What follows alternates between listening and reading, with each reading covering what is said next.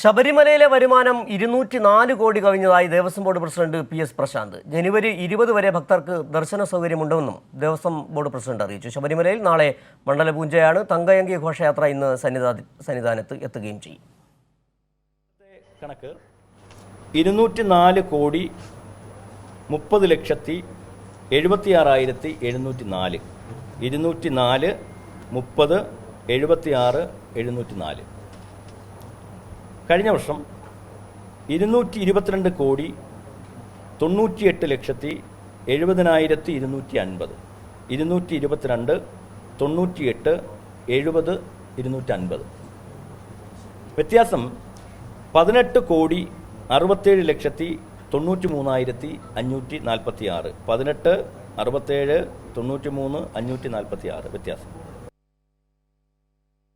വാർത്തയുടെ കൂടുതൽ വിവരങ്ങളുമായി സനോജ് ചേരുന്നുണ്ട്. സനോജ്, നടവരവ് വലിയ തരത്തിൽ കുറഞ്ഞു എന്ന അർത്ഥത്തിലാണ് ഇപ്പോൾ പറയുന്നത്. പക്ഷേ അത് സ്വാഭാവികമായ ചില കാരണങ്ങളുണ്ട്. എന്നാൽ പോലും നിലവിൽ വലിയ തരത്തിലുള്ള തിരക്ക് സന്നിധാനത്തുണ്ട്. പല മാധ്യമങ്ങളും ഈ തിരക്ക് നിയന്ത്രിക്കാനാകുന്നില്ല, ദേവസ്വം ബോർഡിൻ്റെയും സർക്കാരിൻ്റെയും ക്രമീകരണങ്ങൾ പരാജയപ്പെട്ടു എന്ന അർത്ഥത്തിൽ വാർത്തകൾ കൊടുക്കുമ്പോഴാണ് കഴിഞ്ഞ ദിവസം തന്നെ സോഷ്യൽ മീഡിയകളിലും വിവിധ മാധ്യമങ്ങളിലും അടക്കം തമിഴ്നാട്ടിൽ നിന്നടക്കമുള്ള ആന്ധ്രാപ്രദേശിൽ നിന്നടക്കമുള്ള ഭക്തർ വലിയ നല്ല തരത്തിലുള്ള ക്രമീകരണമാണ്, സൂപ്പറാണ് സന്നിധാനത്തെ ഒരുക്കങ്ങളെന്ന് പറയുകയും ചെയ്തു. നിലവിൽ വലിയ തരത്തിലുള്ള ക്രമീകരണങ്ങളോടുകൂടി തന്നെയാണ് ഈ മണ്ഡലകാലം മുന്നോട്ട് പോയിക്കൊണ്ടിരിക്കുന്നത്. നാളെ മണ്ഡല പൂജയാണ്. ആ ഒരുക്കങ്ങളെക്കുറിച്ചാണ് ഇപ്പോൾ PS പ്രശാന്ത് പറയുകയും ചെയ്തത്. എന്തൊക്കെയാണ് അദ്ദേഹം കൂടുതലായി ഇതുമായി ബന്ധപ്പെട്ട് കൂട്ടിച്ചേർത്തത്?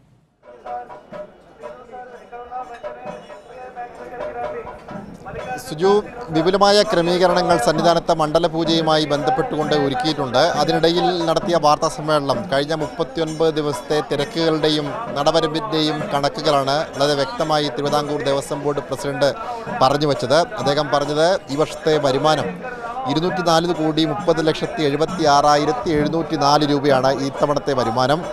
ഒപ്പം കഴിഞ്ഞ വർഷം അത് 222 കോടി 98,20,250 രൂപയായിരുന്നു. പക്ഷേ 18 ലക്ഷത്തിൽ പരം രൂപയുടെ കുറവുണ്ട്. 18,67,000 പരം രൂപയുടെ കുറവാണ് ഉള്ളത്. പക്ഷേ ആ കുറവിന് അദ്ദേഹം പറഞ്ഞത് കുത്തക ലേലവുമായി ബന്ധപ്പെട്ടുകൊണ്ടുള്ള കണക്കുകൾ കൂടി ഈ വർഷത്തെ കണക്കിനകത്ത് ഉൾപ്പെടുത്തിയിട്ടില്ല. അതുകൂടി കണക്കിലേക്ക് വരുമ്പോൾ വരുമാനത്തിൽ കാര്യമായ കുറവുണ്ടാവുകയില്ല, വരുമാനം കൂടുക തന്നെ ചെയ്യുമെന്നാണ് അദ്ദേഹം വ്യക്തമാക്കിയിട്ടുള്ളത്. എന്തായാലും അതുമായി ബന്ധപ്പെട്ടുകൊണ്ട് നടത്തിയ വാർത്താ സമ്മേളനത്തിൽ ഈ തിരക്കുമായി ബന്ധപ്പെട്ടുകൊണ്ടുള്ള ചില തെറ്റായ പ്രചരണങ്ങൾ പല കോണുകളിൽ നിന്നും ഉയരുന്നുണ്ട് എന്നുള്ളതാണ് വസ്തുത. അതിൻ്റെ ഒരു കാരണം നിലയ്ക്കലിലെ തീർത്ഥാടകരുടെ തിരക്ക് മൂലം നിലയ്ക്കലിലെ വാഹനങ്ങൾ പാർക്ക് ചെയ്യുന്നതിന് പരിമിതിയുണ്ട്. ഈ പരിമിതിയുമായി ബന്ധപ്പെട്ടുകൊണ്ട് 2018 പ്രളയത്തിനു ശേഷമാണ് പമ്പയിലെ ത്രിവേണിയിലും ചക്കുപാലത്തും വാഹനങ്ങൾക്ക് പാർക്ക് ചെയ്യുന്നതിനുള്ള നിരോധനം കോടതി നടത്തിയത്. ആ നിരോധനത്തെ തുടർന്ന് ചെറുവാഹനങ്ങളിൽ വരുന്ന ആളുകൾ പോലും പമ്പയിൽ ആളുകളെ ഇറക്കിയതിനു ശേഷം നിലയ്ക്കലിലെ പാർക്കിംഗ് ഗ്രൗണ്ടിലാണ് പോയി പാർക്ക് ചെയ്യേണ്ടത്. KSRTC ബസ്സുകൾക്ക് മാത്രമാണ് ഇവിടേക്ക് പ്രവേശനം. ഈ ദേവസ്വം ബോർഡിൻ്റെ ആവർത്തിച്ചുള്ള ആവശ്യത്തിനൊടുവിൽ ത്രിവേണി പാർക്കിംഗ് ഗ്രൗണ്ടിൽ KSRTC ബസ്സുകൾക്ക് പാർക്ക് ചെയ്യാൻ വേണ്ടിയുള്ള അനുമതി നൽകുകയാണ് ഉണ്ടായത്.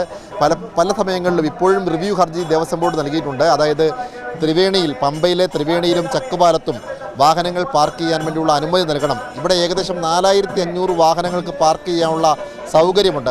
എന്നാൽ കോടതിയുടെ നിർദ്ദേശത്തെ തുടർന്ന് അവിടെ വാഹനങ്ങൾക്ക് പാർക്ക് ചെയ്യാൻ കഴിയാത്ത സാഹചര്യമുണ്ട്. ഇതിനുള്ള അനുമതി നൽകണമെന്നുള്ളതാണ് ദേവസ്വം ബോർഡിൻ്റെ ആവശ്യം. അങ്ങനെ അനുമതി നൽകുകയാണെങ്കിൽ ഇപ്പോൾ എരുമേലിയിലും മുണ്ടക്കയത്തും പൊൻകുന്നത്തും, അതായത് ശബരിമലയുമായി ബന്ധപ്പെട്ടുകൊണ്ട് കിടക്കുന്ന അനുബന്ധ പ്രദേശങ്ങളിൽ ഉണ്ടാകുന്ന ഗതാഗതക്കുരുക്ക് പരിഹരിക്കാനും എരുമേലിയിലെ തീർത്ഥാടകർക്ക് സുഖകരമായ രീതിയിൽ ദർശനത്തിന് വേണ്ടി പമ്പയിലേക്ക് എത്തുവാനും കഴിയും.